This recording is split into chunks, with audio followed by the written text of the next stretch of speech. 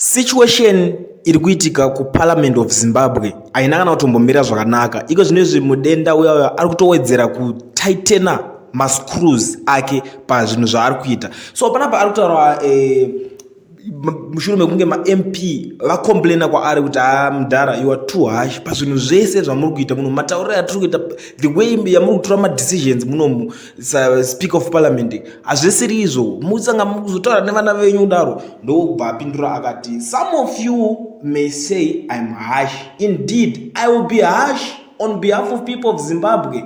That is my responsibility. When I leave the chair, I go to my office. I do not go home, and I follow proceedings from my office until the house is adjourned. I could easily leave the chamber and go home to relax, but that is not how it should be. Do minduro dzari kupa minduro dzechibhinya-bhinya.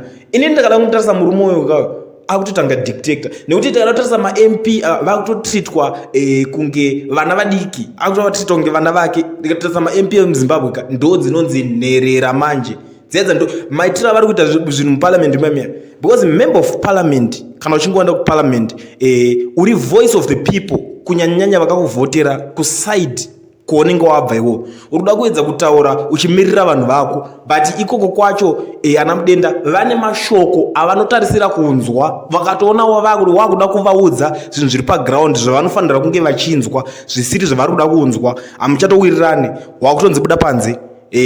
Speaker of Parliament, honorable member, may you please take your seat. Andisati ndikangogari pasi ndisanapedza kutaura kamudhara. Nyaya iripo ndeyekuti chinji buda panze, hausi kuteerera. Ukatoregedza kubuda wakutodedzerwa polisi yotouya kubudisa panze. Parliament yakadaro yoyo ndakada kuzvitarisa inini ndakamboti alright it's fine. Nyaya yekuti vanhu vari muparliament ngavaitiro izvozvo, vanodhisiva kuitirwa izvozvo since vari vanhu vokuti havada kuda kuteerera paigadziriswa nyika, vakati tikumhanyira kuparliament kune mari.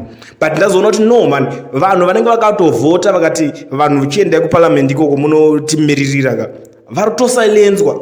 Kutosilenzwa kwavanenge vachitoitwa ikoko kusilenzwa kwezimbabwe yese, kwemacitizens ese, cause ndo munotorwa madecisions ese nema-MP imo. But ameno kuti this guy ameno kana pane chinhu chamurikwanisa kana kuitawo nezvazvo mazimbabweans, cause this guy anotanga akatopuwa task kunzi iwewe basa rako kuenda uchinota too harsh kwavari, and hapana noburufu ipapo. Hatichade macharacters akaita sana Biti vava, hatichade macharacters akaita sana Temba Mliswa, hatichade macharacters akaita sana Fadzai Maire.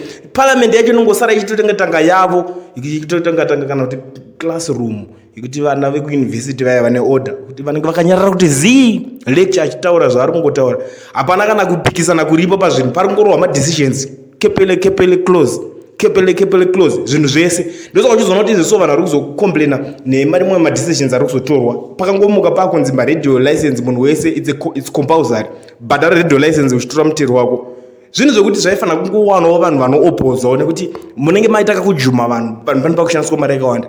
But ameno ndo situation iripo, ameno imi muri kuzvoonawo sei?